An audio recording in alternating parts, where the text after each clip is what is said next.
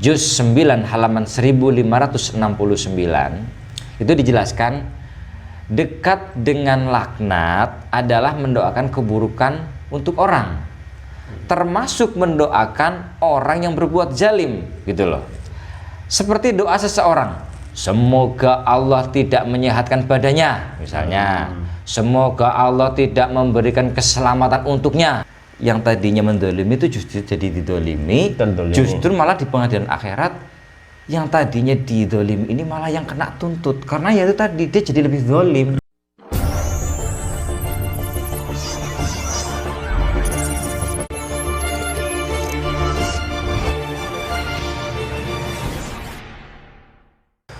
Oke, assalamualaikum warahmatullahi wabarakatuh. Jumpa lagi di Sorban Merah. Kali ini seperti biasa kita akan bahas seputar tentang topik-topik kekinian.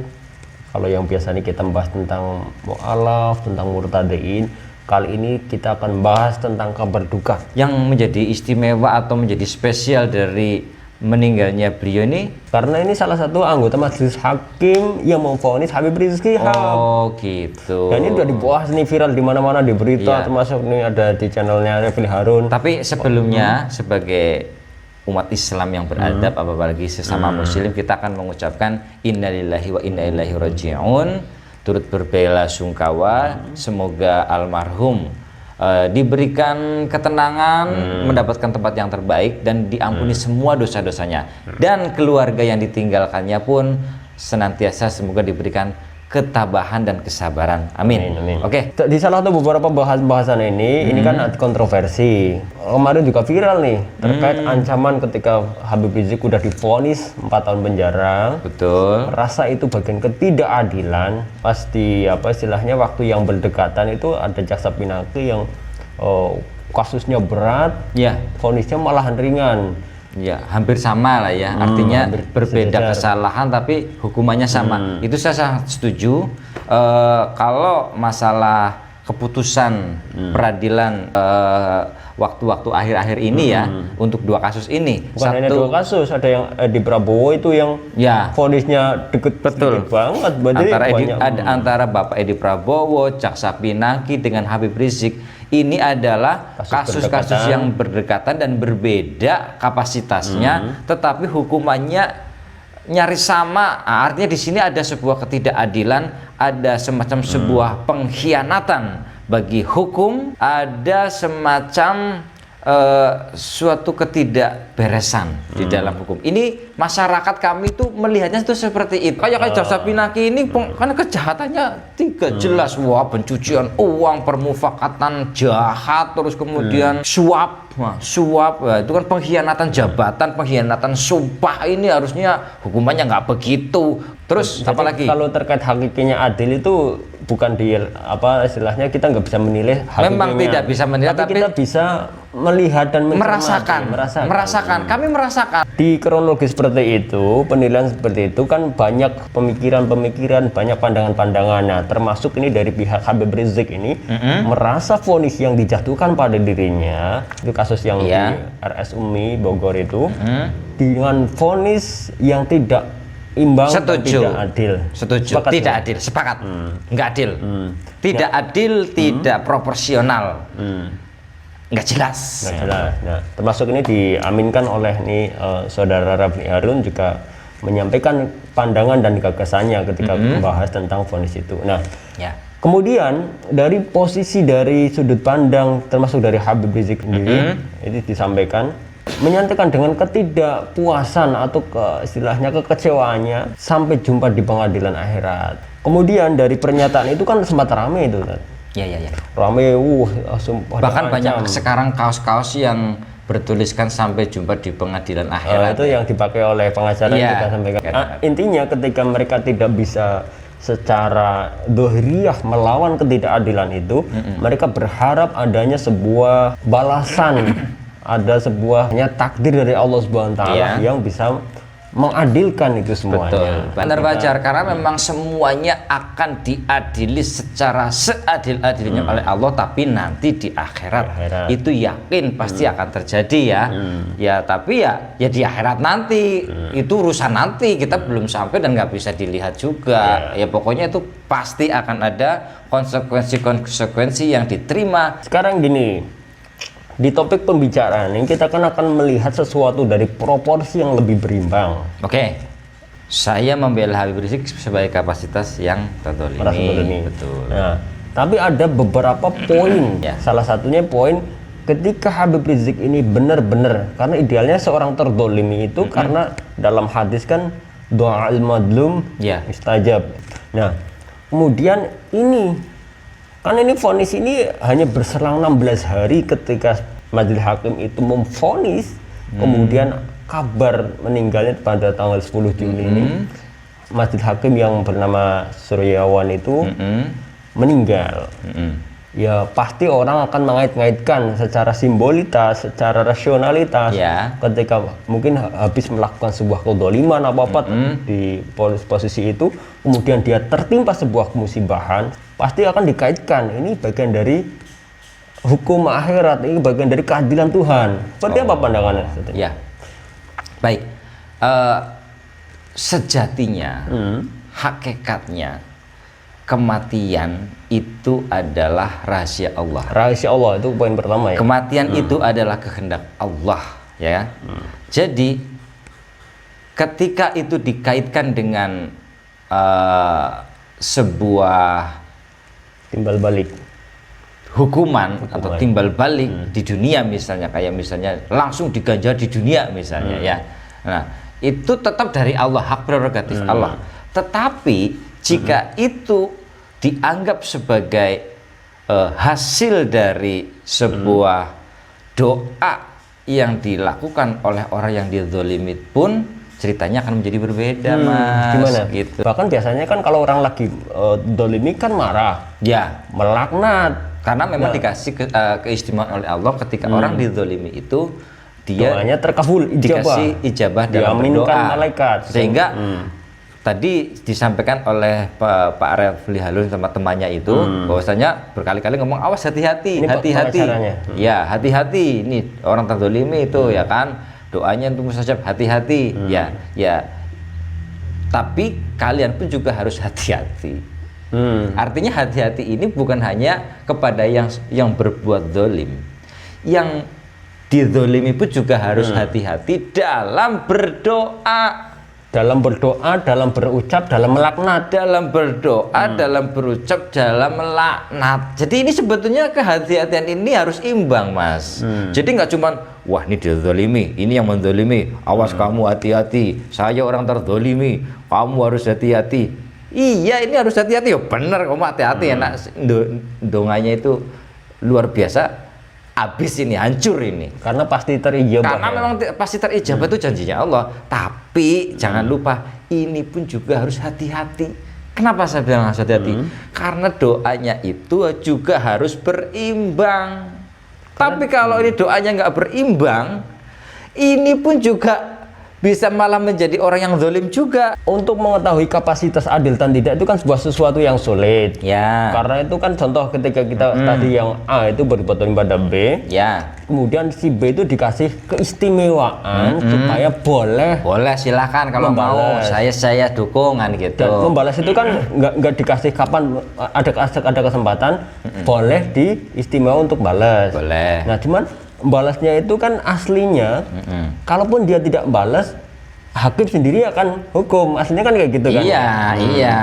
Nah cuman dia minta pada hakim, kita nggak balas sendiri, minta pada hakim supaya ini diganjar, dipukul. Ya. Ini kan levelnya doa. Betul. Mungkin nggak langsung balas sendiri, tapi lewat doa.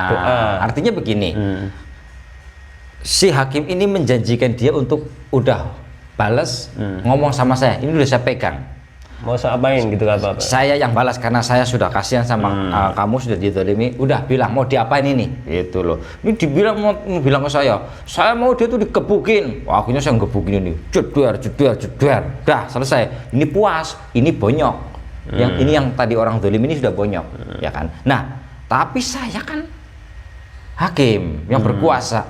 Setelah saya udah bikin bonyok, saya bikin bonyok karena permintaannya dia. Terus dia kan kemudian menuntut, hakim, kamu tuh adilnya di mana? Saya tuh cuma nyubit, ngapa jadi kamu belain dia untuk gebukin saya? Saya nggak terima, saya menuntut keadilan. Akhirnya sebagai hakim, oh iya juga yo, dia cuma dicubit nggak kenapa-kenapa, tapi kamu bonyok. Nah akhirnya ya sudah, kamu pengen apain dia? Akan terjadi saling tuntut menuntut. Ini ngerasa terdolimi Sekarang akhirnya karena lebih berat yang dia rasakan. Iya, jadinya akhirnya karena dia merasa sudah dibelain, saya disuruh balas dia dengan yang lebih dia terima. Akhirnya ini yang tadinya dia zolimi malah juga menjadi orang yang malah lebih zolim. Malah menjadi orang yang lebih zolim. Yang tadinya dizolimi justru menjadi orang yang lebih zolim gitu loh. Akhirnya nanti ini akan dimintai pertanggungjawaban di akhirat juga. Nah terus kemudian di akhirat nanti diminta pertanggungjawaban. Nah saya khawatir di sini bahwasanya karena menjadi lebih, karena doa atau permintaannya itu ternyata lebih tinggi daripada yang tingkat kezalimannya itu di akhirat itu, terus kemudian yang tadinya mendolimi itu justru jadi didolimi, justru malah di pengadilan akhirat yang tadinya didolimi ini malah yang kena tuntut, karena ya itu tadi dia jadi lebih dolim. Karena ya jangan lupa, kita tidak bisa meyakini kitalah yang benar, di akhirat itu hanya Allah yang benar. Nah ini kita bisa langsung lihat aja sendiri lah ya semuanya. Jadi dalam kitab Ihya Ulumuddin karya Imam Ghazali itu, untuk cetakan Kairo Darus Syaib juz 9 halaman 1569 itu dijelaskan, dekat dengan laknat adalah mendoakan keburukan untuk orang, termasuk mendoakan orang yang berbuat zalim gitu loh. Seperti doa seseorang, semoga Allah tidak menyehatkan badannya misalnya, semoga Allah tidak memberikan keselamatan untuknya, contohnya, atau doa keburukan sejenisnya, karena semua itu adalah perbuatan tercela. Mendoakan keburukan tercela. Nah, sambung lagi, dalam hadis disebutkan, sungguh orang yang teraniaya mendoakan keburukan orang yang menganiaya sampai lunas terbayar, tapi yang tersisa kemudian adalah kelebihan hak orang yang berbuat aniaya atas orang yang teraniaya pada hari kiamat. Nah, itu yang kemudian saya jelaskan tadi. Maksudnya dia tuh sebetulnya boleh membalas, tetapi ketika balasannya itu nggak sesuai, kan ada kelebihan nih. Kelebihan itu dianggap dia tuh juga zalim. Nah, kelebihan ini justru akan menjadi tuntutan nanti di yaumil hisab. Kan udah mati, udah nggak bisa balas, sudah kejebret dengan doa tadi itu. Nah, karena doanya itu berlebihan. Jadi kalau mendoakan untuk segera meninggal apa kelaknatan apa, berarti bisa sampai ke situ. Bisa sampai ke situ, mendoakan sampai wah mati kabeh nanti ketemu di akhirat. Takutnya ya dikhawatirkan di sini, kata Imam Ghazali, itu ternyata doa kita itu ternyata kadarnya itu lebih tinggi daripada tingkat keaniayaan yang dilakukan si pedzolim tadi itu. Nah, balasannya lebih tinggi. Dan keterangan ini pun diperkuat lagi di kitab Bidayatul Hidayah karya Imam Nawawi Al-Bantani. Bahkan di kitab Bidayatul Hidayah itu dijelaskan lebih rinci lagi. Supaya jangan melaknat mendoakan. Iya, ini kalau saya jelaskan ini sampai kalian tertidur terus bangun terus tidur lagi, ini belum selesai. Jadi ya kira-kira gitulah. Oke. Jadi poinnya di sini yang kita garis bawahi, di level-level kalau mungkin kemarin kita masih ada euforia atau mungkin rasa dendam. Mungkin bahasa negatifnya dendam. Supaya nanti kita ketemu di pengadilan akhirat. Nah, tapi ketika faktanya seperti ini, ada kejadian nih. Kalau emang itu kejadian kematian itu dari doanya, ini apple to apple enggak? Ini kan dihukum 2 tahun. Kemudian dia meninggal. Itu belum berimbang sebenarnya. Saya kira itu takutnya saya nggak bilang lah ya, saya takutnya khawatir itu tidak adil, belum berimbang, dan akhirnya justru nanti malah yang mendoakan keburukan itu, mohon maaf dalam Siapa hal ini saja, dari ya. siapa saja, tidak harus Habib Rizik atau mungkin pengikutnya atau siapapun, itu nanti malah kalian menjadi orang yang lebih zalim dan akan mendapatkan tuntutan dari orang yang tadi didoakan jelek itu di akhirat. Padahal kita tahu di yaumil hisab itu nggak kayak di sini pengadilannya sidang pakai AC, Betul, dingin, cuma ketok selesai. palu, nggak terima, kita bisa banding. Di akhirat itu tidak bisa seperti itu. Kita nggak bisa bayangkan. Tapi kira-kira begini, lamanya saja triliunan tahun, triliunan tahun. Itu algoritma triliunan tahun itu ada dasarnya. Ada, karena kan satu hari di mata Allah itu kan 1000 hari dibuat kita. Di Iya. hari dunia itu Iya. hari dunia. Padahal satu laporan dari malaikat saja itu ketika membuat laporan itu kan sekitar 50.000 tahun. Nah, 50.000 tahun ya kan dikalikan, padahal satu tahun 350 hari. Bayangkan 50.000 dikalikan 365 dikalikan 1000, berapa triliun? Banyak ya. Banyak sekali. Tapi itu pun bukan matematika terus pasti selesai, itu hanya semacam apa namanya ini ya? Metafora Gambaran bahwasanya betapa sangat lama dan menyusahkan kita nanti di yaumil hisab, apalagi kalau kita malah menjadi orang yang zalim yang kemudian mendapatkan tuntutan itu yaumil hisab. Makanya kita berdoa semoga kita semuanya dapat syafaat Rasulullah. Amin. Jadi prinsipnya bahwa hitung-hitungan itu jelimet itu prinsipnya untuk menggambarkan betapa nanti akan dikupas sangat detail, sangat detail, teliti, sampai adil. bukan hanya barang bukti, saksi, bukan, tapi hati kita, niat kita, semuanya, pandangan kita, ada pikiran liar yang tiba-tiba masuk, kemudian itu nafsu apa bukan, sangat detail itu terus dari siapa, nyambung kemana, makanya wajar jika itu sangat triliunan tahun, masya Allah, dengan suasana yang tidak menyenangkan. Kalau dibandingkan dengan pengadilan dunia, nggak ada apa-apanya, bro. Duduk pakai AC, dihormati, dikasih minum.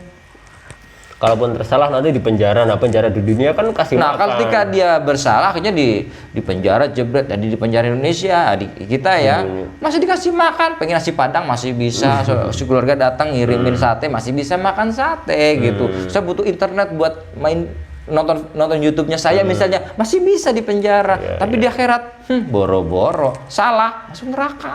Nah, jangan sampai kita khawatir saling merasa terdolimi kemudian berdoa, kemudian akhirnya melampaui batas, malah menjadi lebih dolim yang akhirnya merugikan di akhirat nanti. Tapi kalau bahwasannya pengadilan Indonesia itu sekarang itu tidak adil, saya setuju. Dan itu tidak adil buat Habib Rizik, saya setuju. Terus kemudian satu lagi saya coba kritisi Bang Refli ya. Bang Refli itu bikin video tentang kabar ini yang seolah-olah menunjukkan bahwasanya kematiannya ini tuh imbas dari perilaku kezalimannya terhadap Habib Rizik. Walaupun tidak menyebutkan, tidak menyebutkan, tapi itu bisa dirasakan. Dari nuansa dan mimiknya itu kerasa banget ya. Iya, Anda itu kan membuat tentang, ya benar, Anda mengucapkan bela sungkawa. Tetapi suasana Anda itu suasana yang ceria gitu loh. Bayangkan, saya mengucapkan, contoh Mas, saya mengucapkan bela sungkawa ke jenengan. Woi, saya mengucapkan bela sungkawa, bro. Ternyata hanya Babelu mati juga ya, Bo. Coba mengucapkan bela sungkawa tapi dengan suasana yang ceria, itu ini kalau didengar dirasakan tidak seperti kalau ini videonya ini ditonton oleh keluarganya atau anaknya kerasnya seperti apa? Apakah kalian coba berpikir bayangkan ya, ternyata videomu itu ditonton oleh keluarga-keluarga yang tidak tahu apa-apa, dari keluarga Bapak Hakim Suryaman yang tidak tahu apa-apa melihat video Anda. Seperti apa perasaannya? Apakah itu juga sebuah kezaliman? Nah, ternyata ketika itu sebuah kezaliman, pihak yang terdolimi itu berdoa. Kalian juga harus hati-hati. Tapi dalam berdoa juga tetap harus berimbang, intinya gitulah. Berimbang gitu. Jadi kita juga nyaman hidup di Indonesia itu saling nyaman lah. Kalau kita mendoakan kebaikan terus gitu aja. Iya gitu. Kayak saya nih, saya kan nggak mendoakan apa-apa, tapi kalian nggak suka sama saya, kalian doain saya misalnya. Ya terserah, kalau memang berimbang, yaitu Allah yang akan menentukan. Karena kita kan dari kemarin-kemarin kita membahas tentang apa istilahnya kristologi, bahas tentang bertadin. Kebanyakan kristologi, tapi kali ini kita bahas masalah ya inilah tentang fenomena ini. Dan kebenaran hanya milik Allah. Apakah kemudian Hakim Pak Suryaman ini adalah orang yang baik atau orang yang zalim, hanya Allah yang tahu. Kita tidak pernah tahu. Kita hanya mengira. Nah, jangan sampai kita berburuk sangka juga. Ini sudah meninggal. Kita harus berbicara semua itu harus dengan hati. Sudah bukan lagi dengan nafsu, ya. Jadi kalau berdoa jangan langsung jerat, tapi berdoalah seperti ini barangkali. Mohon maaf. Ya Allah, kalau memang ini tidak adil, saya minta keadilan. Sudah, cukup. Nggak usah kita tahu, jangan-jangan nanti kita yang lebih zalim parah, mampus kita nanti di sana, bonyok nanti. Oke, itu aja bahasan kita, mudah-mudahan jadi pelajaran untuk kita semuanya, termasuk kita ya, buat kita juga lah ya, dari itu semuanya, agar kita juga ngomongnya jangan sampai kita juga zalim ngomong seperti itu. Kita mohon maaf sekali pada Mas Refli Harun, pada semuanya yang merasa tidak nyaman dengan video ini, kami mohon maaf. Oke, itu aja, mudah-mudahan bermanfaat. Assalamualaikum warahmatullahi wabarakatuh.